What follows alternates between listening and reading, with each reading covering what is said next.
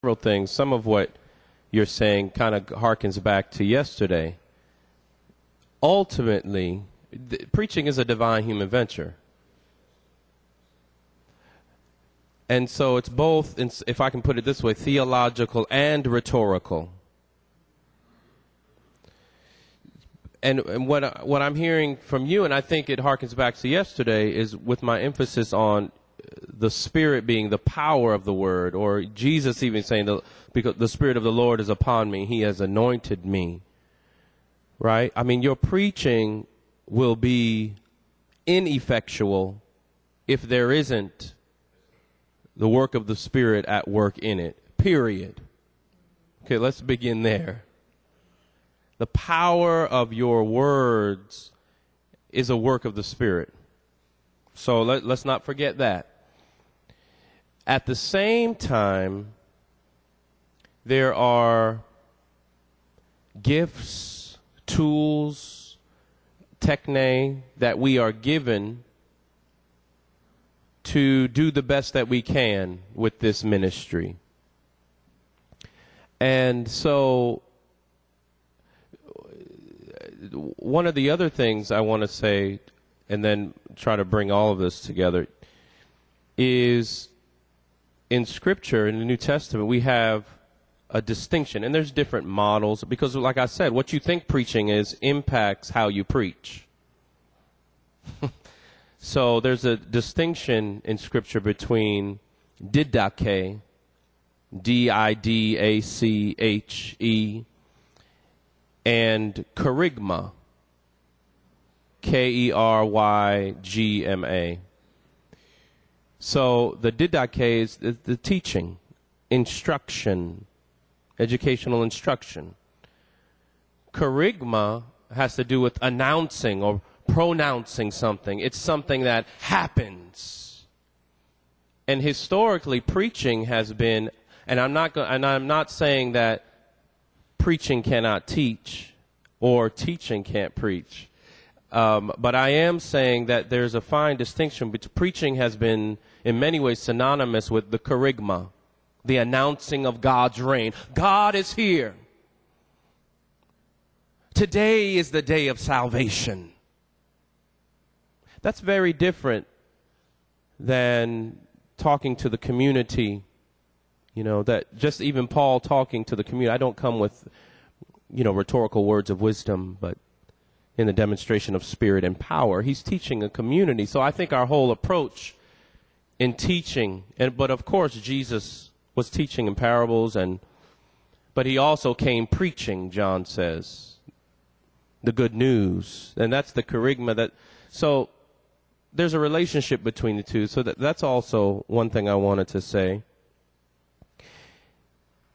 To echo what you were saying, right, there's been a rich tradition of apprenticeship in the black church in terms of learning what preaching is, learning how to preach, sitting with mentors, listening. That still happens. How do you learn about preaching? Listening to other preachers, looking at other preachers. That's how you learn. But the danger is, I think, there's a distinction between imitation and emulation. So imitating means, well, I'm just going to duplicate what Gardner Taylor does, or Freddie Haynes, or T.D. Jakes, which a lot of people have tried to imitate T.D. Jakes when he first came out, for sure, right? That's imitating. The emulating is saying, wow, what does this person or this man or woman do that I admire, that somehow, what can I glean from this person? What are they modeling for me? Not that I have to duplicate it, but what can I learn from what they're doing? So I think that's important, because the imitation leads to inauthentic preaching, I think.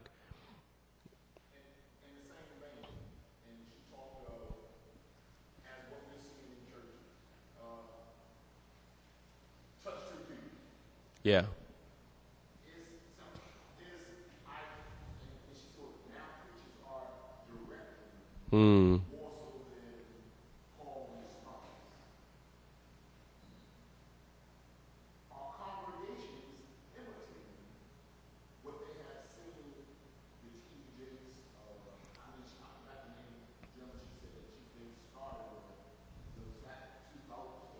Mm-hmm.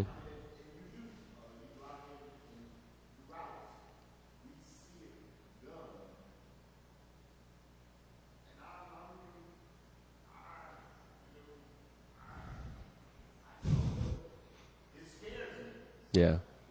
Yeah. I mean, some people would call it theatrics in some ways, on a negative critique. But I think in a positive way, it's another form of the interactive nature of preaching, or people are trying to engage the people, have them involved in the preaching moment. I mean, I think that's some of what's at work. But like, for instance, I saw a preacher stand up one time and told everybody, now they're sitting in a congregation in rows, and told people to, turn around and see how far, look back and see how far God has brought you. So you have people turning around. Well, there's somebody else behind them in the pew. But for me, it's sometimes I think, and this has to do with performance theory, and maybe we'll get time to talk about that with sermon delivery, that to have some meaningful, why are you doing what you're doing? Is there meaning behind the slap your neighbor high five, or is there meaning? And there's reflection done before one would do that. Why am I doing what am I doing? Why am I, as I preach, walking back and forth, if that's what I do? Or am I just doing it? Or is it somehow conveying the meaning of that passage? Is it somehow in the movement of the text? Or am I just doing it to do it? So to have some meaningful reflection on why we do what we do, I think would be important. Also connected with this, what I hear, what you raised, Dee, was this yearning for authenticity. And Ramon, we were talking about on a similar vein in some ways after the lecture. We have to remember, like a friend of mine told me who teaches at Emory, he says, Luke, you just have to do you. Do you. And I think that's some good advice for us as preachers. Just do you, because funny enough, your voice, your physical voice, but also metaphorically, your voice being your identity, is tied in with your vocation. Vocation, vocard, it comes from the same root. It's God's voice for you. And only you can do you when you're in the pulpit.